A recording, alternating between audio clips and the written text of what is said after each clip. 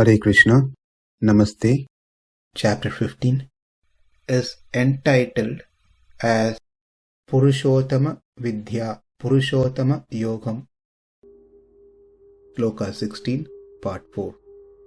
Dvāv imau puruṣau loke, kṣaraś cākṣara eva ca, kṣaraḥ sarvāṇi bhūtāni, kūṭa-stho kṣara ucyate. In the last session, we ended with a question. That is, Jivatma is full of knowledge in its original state. If that is the case, then how come the Jivatma's jnana differs when it takes different bodies, like a plant, or an animal, or a human, or a devata? It must be same irrespective of whatever the body they take, because all the living entities are full of consciousness. Let's try to see the answer for this now. When we consider the jnana of the Jivatma, certainly there is no interruption or limitation to it at all. It is not that the Atma which is present in the plant has less jnana, and whereas the Atma in human has more jnana. That is not the case at all. They all have equal jnana. To understand this, let's take a couple of examples. The great sage Valmiki, who composed Ramayana, was not physically present along with Lord Rama when Rama was doing his pastime. Valmiki did not travel with Lord Ramachandra to the forest, to Lanka, but he was able to fully see and understand, realize every single thing that was performed by Lord Ramachandra, as if it was just happening right in front of his eyes. That is because his consciousness spread beyond his body. It was the blessing that he received from Lord Brahma, where he is able to extend his jnana above and beyond his body. Therefore he was able to see everything that was happening during that time and compose Ramayana based on that. We also see another personality by the name Saubhari Muni. He was able to extend his consciousness to more than one body.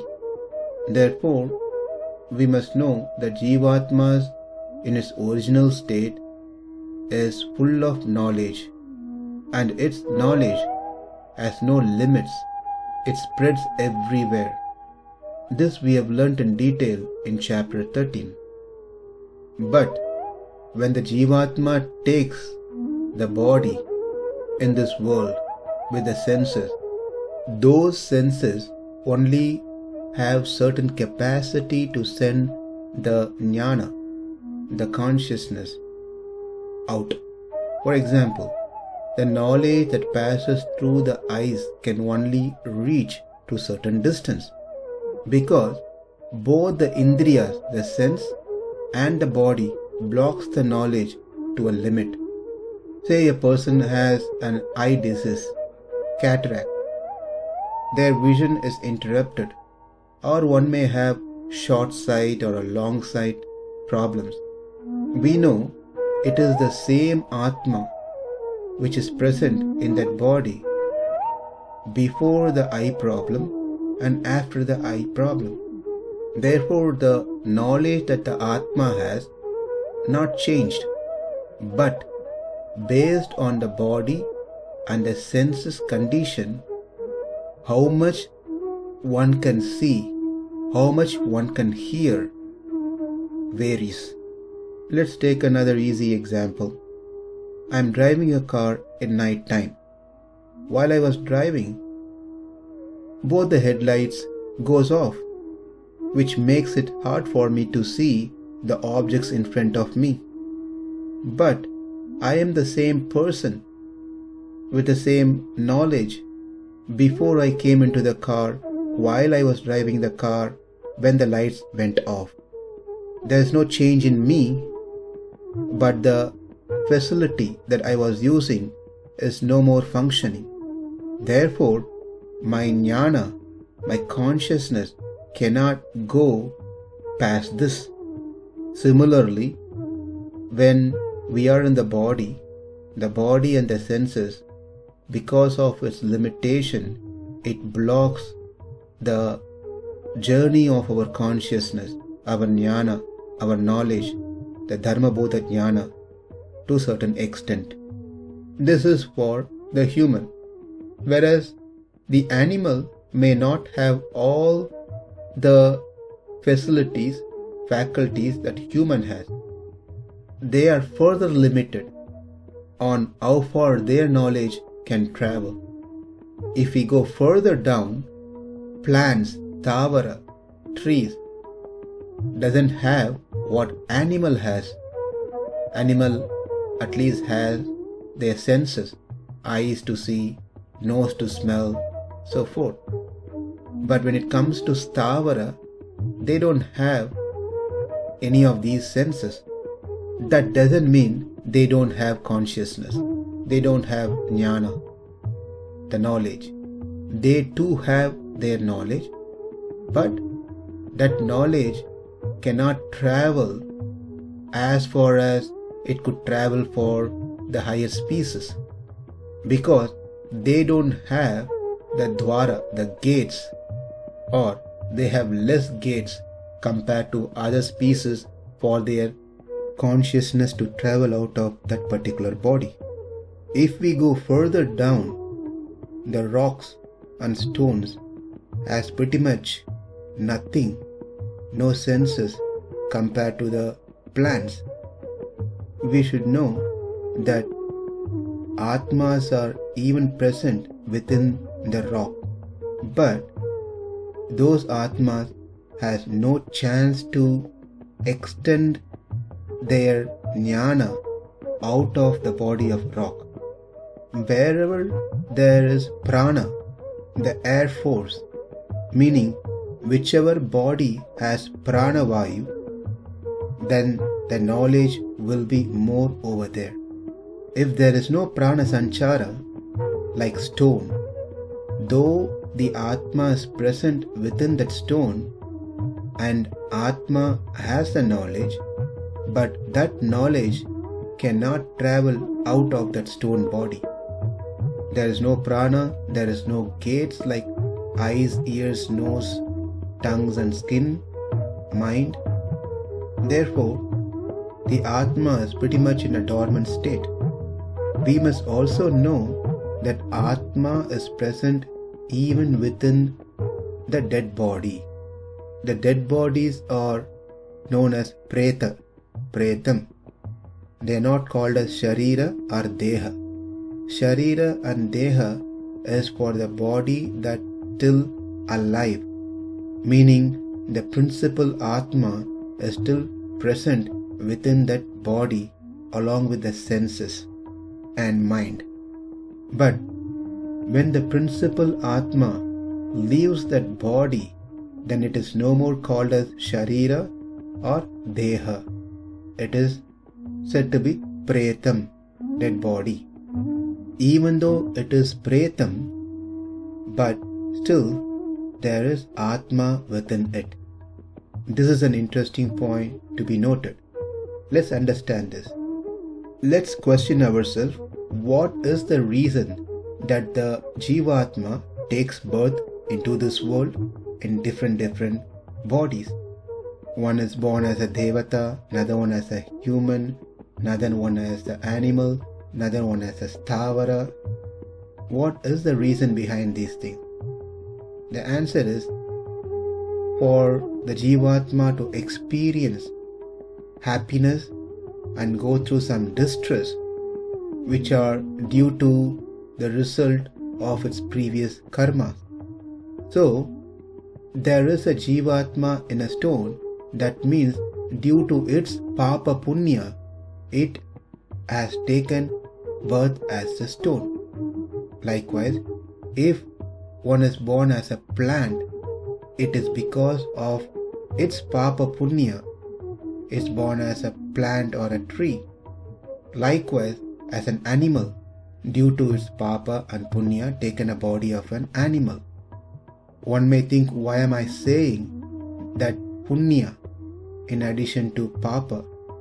If anyone is born as a tree, animal, it must be because of their sin. But that's not always true. Just because they are born as a lower species doesn't mean it is only because of their papa they are born as a tree or a stone or whatever it is. It could be also because of their punya. How do we know this? Well, in Vrindavan there is a tree called Kadamba, which was touched by the lotus feet of Krishna. That tree must have done tremendous punya to be born as a tree in Vrindavan, to be touched by Krishna's lotus feet. If we consider animals like cow are so very fortunate that they are touched by the lotus hands of Krishna. Therefore, it is both because of papa and punya one takes certain type of bodies. If someone has to be a stone for 10,000 years, that is simply because of its vidhi, its karma. Likewise, if someone has to take a body of a wood, it is because of their karma. And similarly, if someone has to take the body of dead preta, it is because of its vidhi, its karma. After the principal Atma, who was living in that body for some period, leaves the body along with the senses and mind, now that body is equal to a wood log, a stone, becomes functionless, because the Jivatma who left the body takes along the karmendriya, jnanendriya and manas.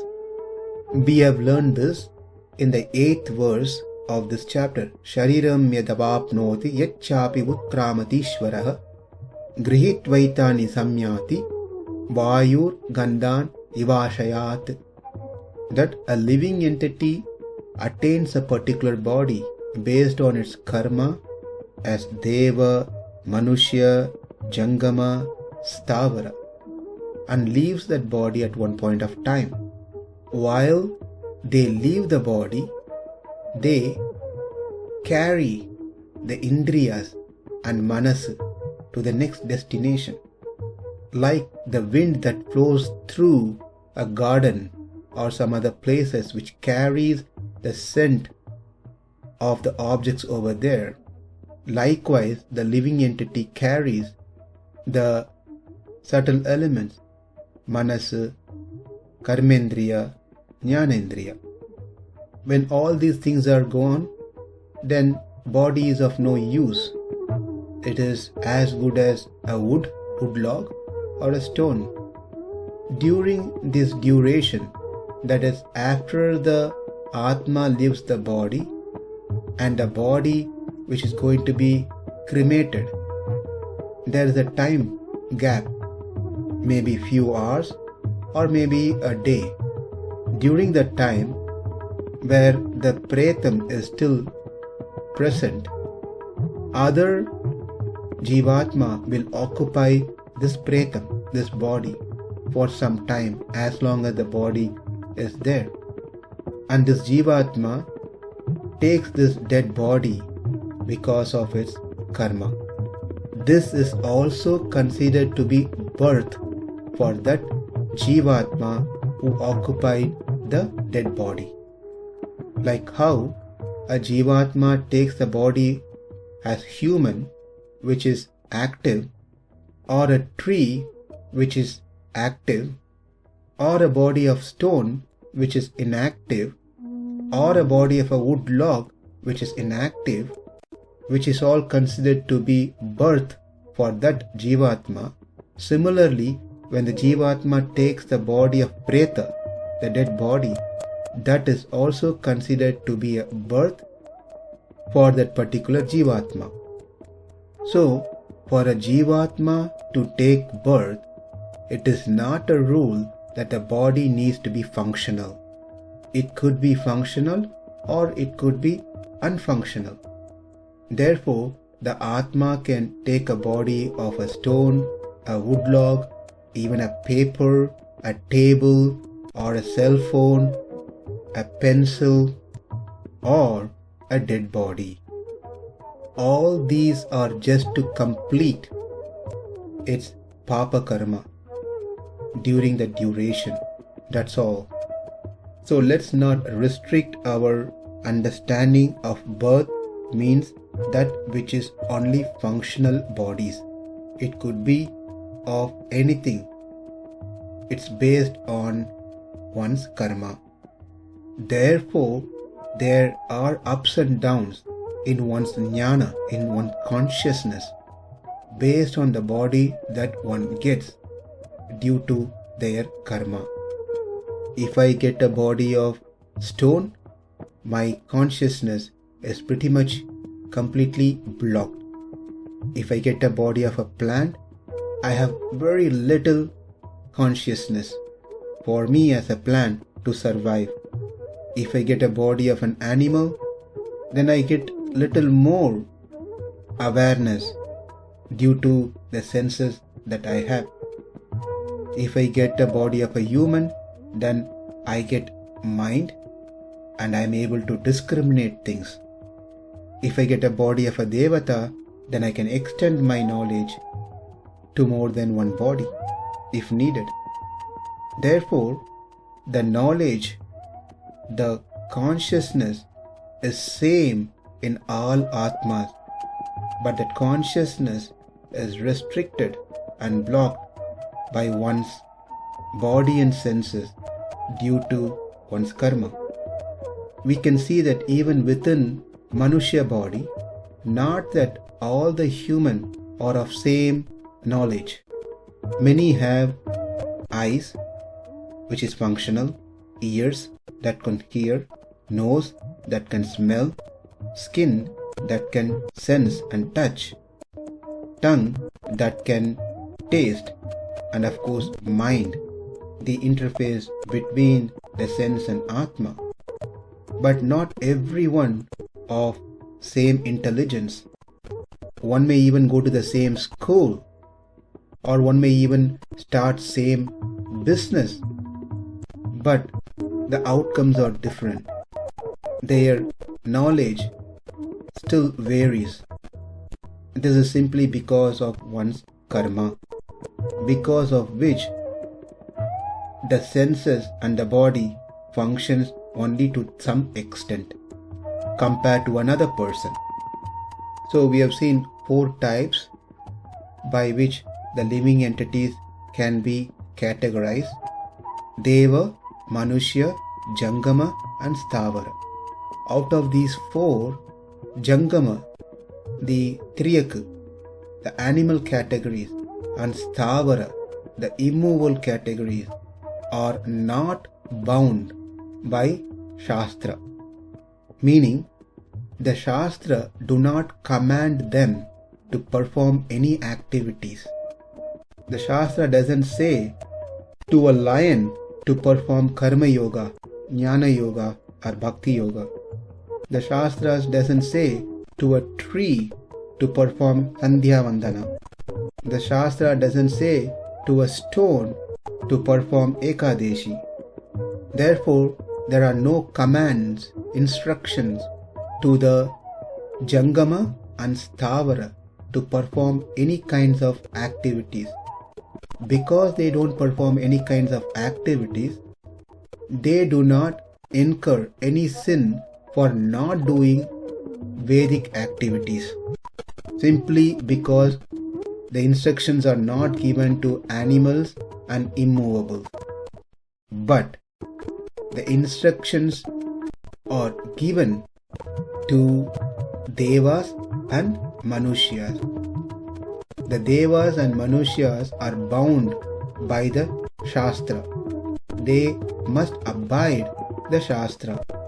Whatever has been said in the shastra must be followed and performed by the devatas and manushyas.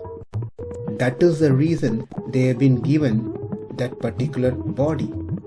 If they don't follow the shastra, then there's no point for them to have the higher birth like human and devata. Rather, better to have a body of kriyaku or thāvara, where there is no need for them to follow the instructions of the shastra, because shastra does not instruct them, but strongly instructs us, the human. So it is very important for us to follow what has been said in the shastra, in the scriptures, especially the essence of the scripture in the form of Bhagavad Gita.